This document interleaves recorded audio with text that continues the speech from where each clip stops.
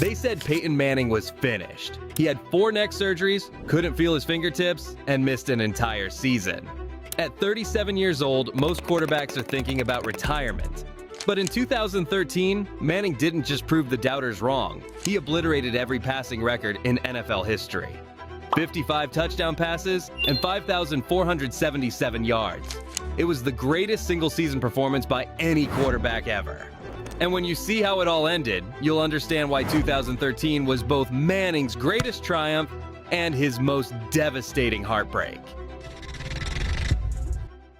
The story of 2013 Manning begins in a hospital room in Indianapolis. Let's rewind to May 2011. Peyton Manning lay on an operating table for the 4th time in 19 months. Surgeons working on his damaged cervical vertebrae. The man who had been the face of the NFL for 13 years couldn't feel his fingertips. He couldn't throw a spiral 15 yards. Doctors weren't sure if he would ever play football again. When the Indianapolis Colts released Manning in March 2012, it felt like the end of an era. I truly have enjoyed being your quarterback.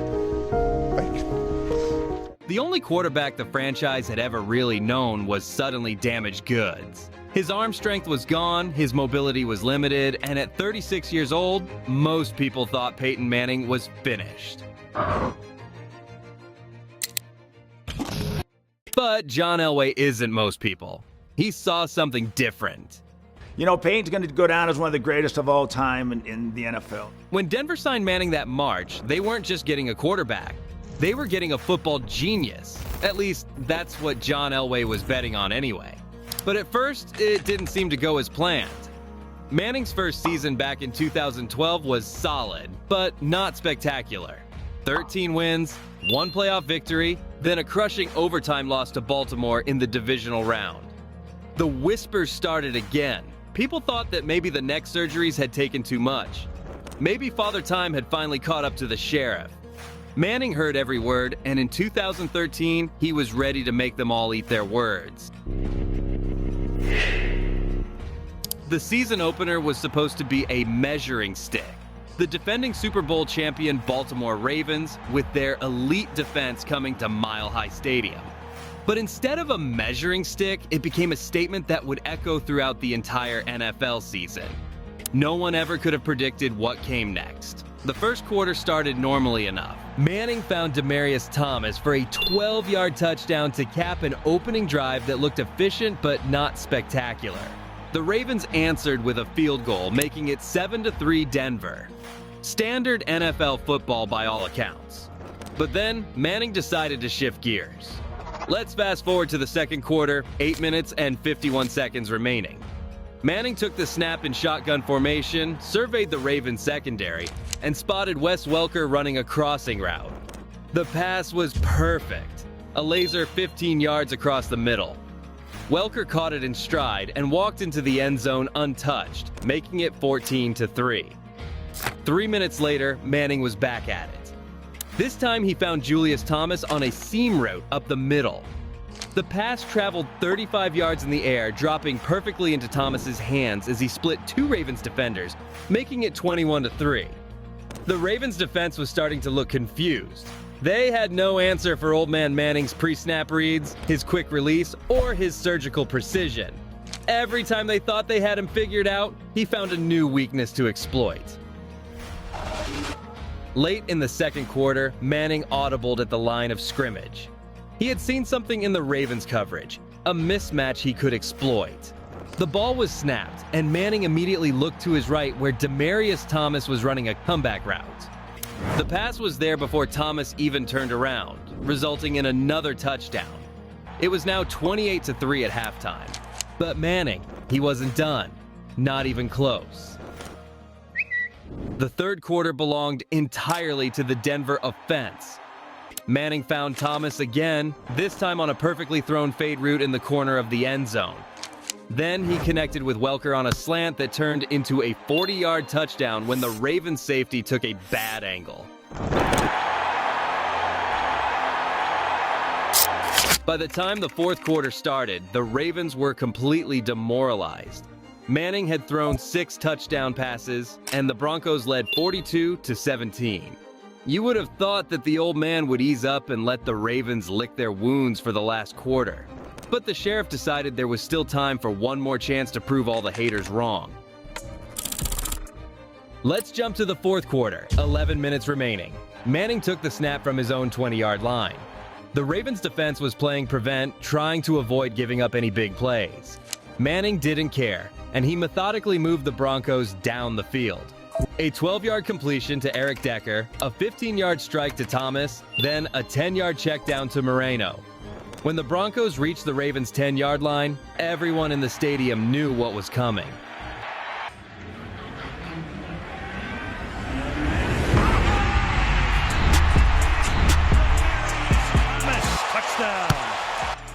Manning had thrown 6 touchdown passes, and the NFL record for touchdown passes in a single game was 7, shared by several quarterbacks. Manning had a chance to tie it. He took the snap in shotgun formation, looked left, looked right, then fired a bullet to Julius Thomas in the back of the end zone.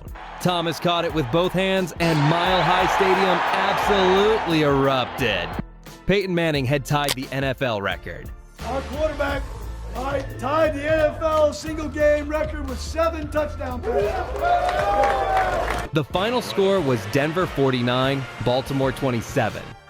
Manning finished 36 of 51 for 462 yards and 7 touchdowns with 0 interceptions. It was the most dominant quarterback performance in a season opener in NFL history. But this was just the beginning. As the season progressed, Manning's numbers became almost comical. Week after week, he was throwing for over 300 yards and multiple touchdowns. The Broncos' offense wasn't just good, it was historically great. They were averaging over 40 points per game, and Manning was on pace to shatter every single season passing record in the books. Then came October 6, 2013. The Dallas Cowboys were coming to Denver, and what happened next would go down as one of the greatest quarterback duels in NFL history. Tony Romo was having the season of his life. He had thrown for over 3,000 yards in just 5 games, and the Cowboys' offense was firing on all cylinders. When they jumped out to a 14-0 lead in the first quarter, it looked like Manning's record-breaking season might hit its first real roadblock. But here's the thing about 2013 Peyton Manning. Pressure didn't faze him at all. Instead, it fueled him. Late in the first quarter, Denver faced 3rd and goal from the Cowboys' 8-yard line. The Cowboys' defense was expecting a pass.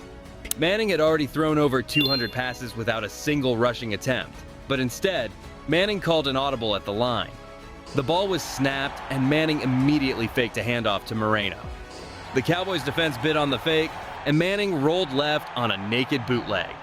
The Cowboys linebacker responsible for containing him was completely fooled, and Manning jogged into the end zone untouched for his first rushing touchdown since 2008. The crowd at Mile High Stadium went absolutely insane, like truly. There's no way for me to describe just how loud the stadium became in this moment. Manning jogged back to the sideline with a huge smile on his face, pointing to the crowd and pumping his fist. It was a moment of pure joy. A 37-year-old quarterback with 4 neck surgeries had just shown he still had some tricks up his sleeve. You want to do it about every 5 years or so, you know. If you do it, every game, they're going to be playing it, right? As embarrassed as they were, the Cowboys weren't going away. Romo answered with a touchdown pass of his own, then another, then another. By halftime, Dallas led 28-21, and Romo had thrown for over 300 yards. The third quarter turned into an absolute shootout. Manning found Demaryius Thomas for a 28-yard touchdown to tie the game. Romo came right back with a 49-yard bomb to Dez Bryant, and Manning answered with a touchdown pass to Julius Thomas. Romo responded with another scoring strike. Back and forth they went, 2 master quarterbacks putting on a clinic. Manning was picking apart the Cowboys' secondary with surgical precision, and Romo was making throws that defied physics, fitting passes into windows that seemed impossible. With 2 minutes left in the fourth quarter, Dallas led 48-41. Manning had the ball at his own 27-yard line, and everyone in the stadium knew this was it. This was the moment that would define the game and maybe even the season. Manning took the snap and shotgun formation and immediately looked downfield.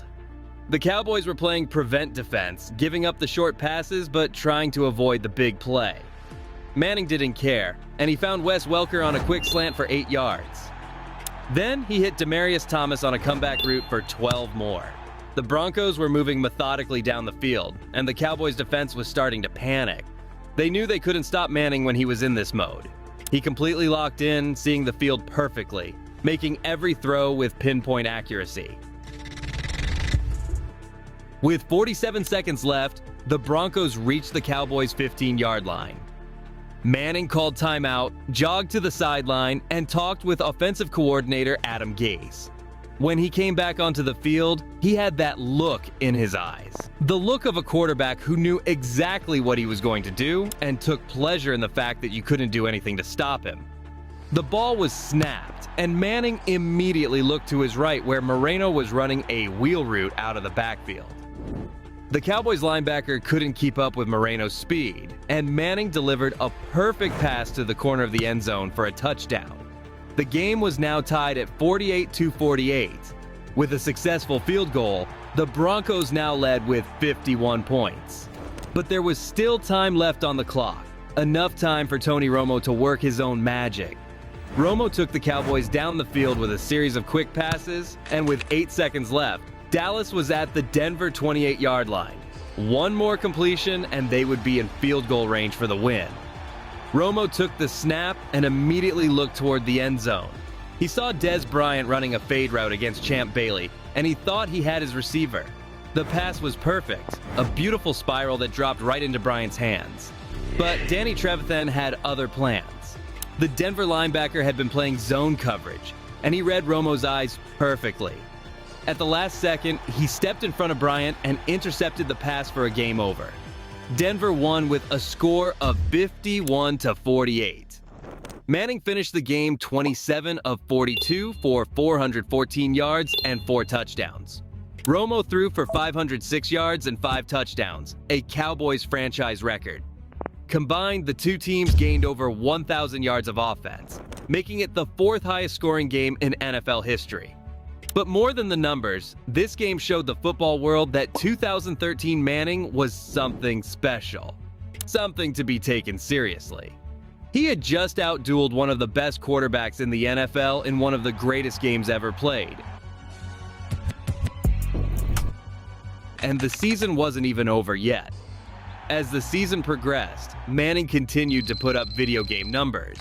By November, he had already thrown 40 touchdown passes, more than most quarterbacks throw in an entire season. The Broncos were 13-0, and Manning was on pace to break every single season passing record in the books. Peyton Manning now has the most passing yards in NFL history. Then came November 24th, 2013 at Gillette Stadium. Denver Broncos at New England Patriots with Manning versus Tom Brady. The two greatest quarterbacks of their generation meeting in what many considered a preview of the AFC Championship game. The first half belonged entirely to Manning and the Broncos. They jumped out to a 24-0 lead, and it looked like Denver was going to run away with the game. Manning was picking apart the Patriots' defense with surgical precision, finding open receivers all over the field. Wes Welker, playing against his former team, caught 2 touchdown passes in the first half, and Julius Thomas added another. The Broncos' offense was like a well-oiled machine, and the Patriots' defense had no answers. But then halftime came, and Bill Belichick worked his magic. The second half started, and suddenly the Patriots' defense looked like a completely different unit. They were more aggressive, more physical, and they were hitting Manning every time he dropped back to pass. The Broncos' offense, which had looked unstoppable in the first half, suddenly couldn't move the ball. Meanwhile, Tom Brady was doing what Tom Brady does best. Brady found Julian Edelman for a touchdown to make it 24-7, and then he connected with Rob Gronkowski to cut the lead to 24-14. The crowd at Gillette Stadium, which had been silent for most of the first half, was suddenly going crazy. With 5 minutes left in the third quarter, Brady threw his third touchdown pass of the half, and suddenly the game was tied at 24-24. In the span of 20 minutes, the Patriots had completely erased a 24-point deficit. The fourth quarter was a back-and-forth battle between two master quarterbacks. Manning answered with a touchdown pass to Demaryius Thomas to make it 31-24 Denver, and Brady came right back with a touchdown strike to Gronk to tie it again at 31-31.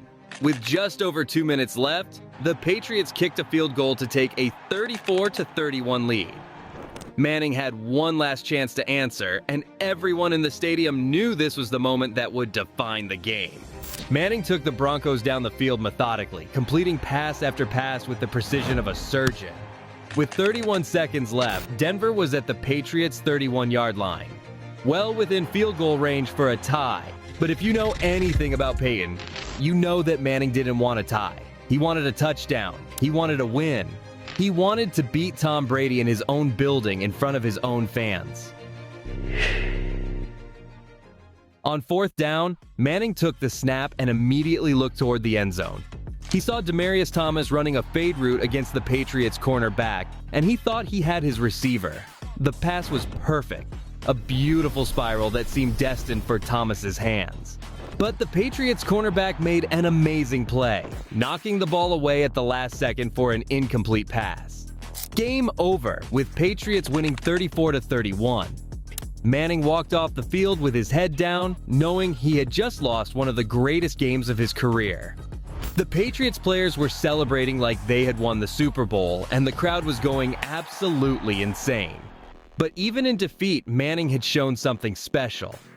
He had thrown for 350 yards and 3 touchdowns against one of the best defenses in the NFL. He had led his team back from a 10-point fourth-quarter deficit, and he had nearly pulled off one of the greatest comebacks in playoff history. The loss stung, but it didn't derail Manning's historic season. The Broncos finished the regular season 13-3, with Manning throwing 55 touchdown passes and 5,477 yards.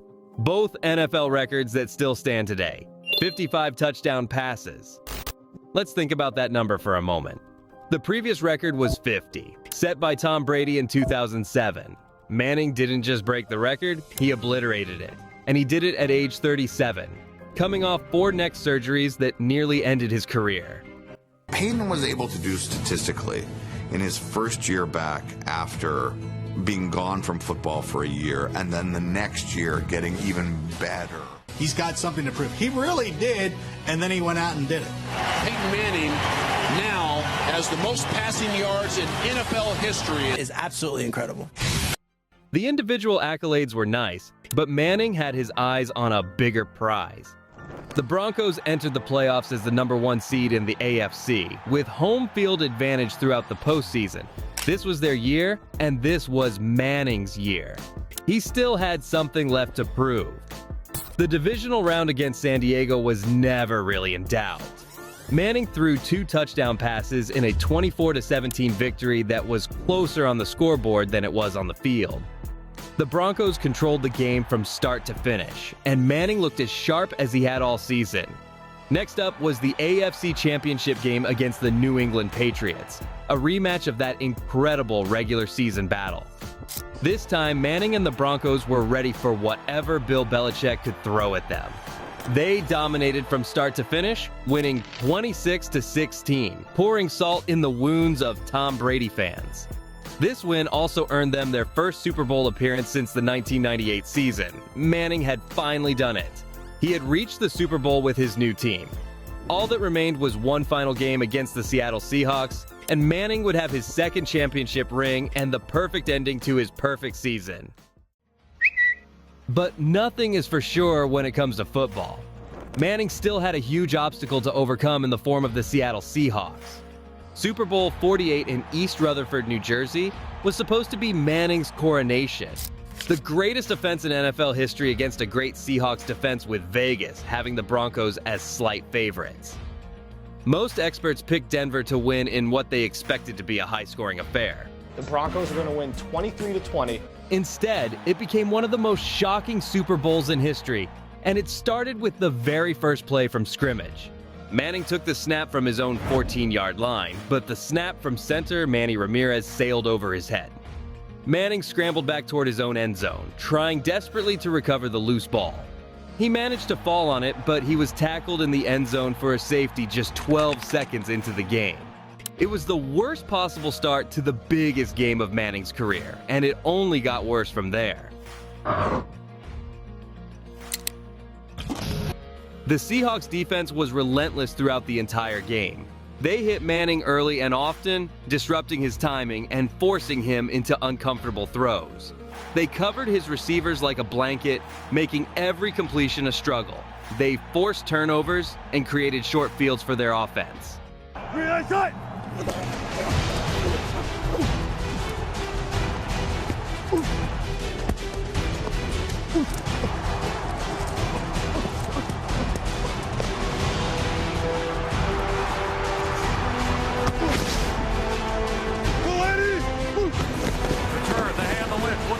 Puts his head down, he keeps running, and then touchdown! Seahawks! By the end of the first quarter, Seattle led 8-0, and by halftime, it was 22-0, and the game was effectively over. The greatest offense in NFL history had been completely shut down by the Seahawks defense. Manning tried to rally in the second half. He threw a touchdown pass to Demaryius Thomas to cut the lead to 22-8, and for a brief moment, there was hope. Maybe the greatest comeback in Super Bowl history was about to begin. But the Seahawks scored 21 more points in the second half, turning what was supposed to be a classic into a 43-8 blowout. The third largest margin of victory in Super Bowl history. Manning finished the game 34 of 49 for 280 yards, 1 touchdown, and 2 interceptions. Respectable numbers for most quarterbacks, but devastating for a man who had just thrown 55 touchdown passes in the regular season. As the final seconds ticked off the clock, Manning stood on the sideline with a look of complete disbelief. The greatest individual season by a quarterback in NFL history had ended with the most lopsided Super Bowl loss in decades. In the locker room after the game, reporters asked Manning about his future plans. Would he retire after this devastating loss? Would he come back for another shot at a championship? His answer was simple and direct. I'll be back. And he was right about his future. Manning would play 2 more seasons in Denver, winning another AFC championship and finally capturing that elusive second Super Bowl ring in 2015. The year that also happened to be his final season. But nothing would ever match the pure dominance of 2013. Looking back now, 2013 Peyton Manning represents something truly special in sports history. It's the story of a man who refused to accept limitations, who turned doubt into motivation, who proved that greatness isn't defined by age or injury. It's defined by will, determination, and mental toughness. 55 touchdown passes in a single season, 5,477 yards through the air, 616 points scored throughout the season. Records that may never be broken by another quarterback in NFL history. But more than the numbers, 2013 Peyton Manning showed us what's possible when talent meets preparation and pure determination. The Super Bowl loss was devastating, yes, but it doesn't diminish what Manning accomplished that season. If anything, it makes it more remarkable. Because in a sport where team success often defines individual legacy, Manning's 2013 season stands alone as the greatest individual performance by a quarterback in NFL history, ever. He was 37 years old at the time. He had undergone 4 major neck surgeries. He had missed an entire season and been released by the only team he had ever known. And he still managed accolades that may never be beaten. 2013, Peyton Manning wasn't just good. He wasn't just great. He was an absolute beast. And for one magical season, he reminded us all why football is the greatest game on earth. If you like this one, check this video out next.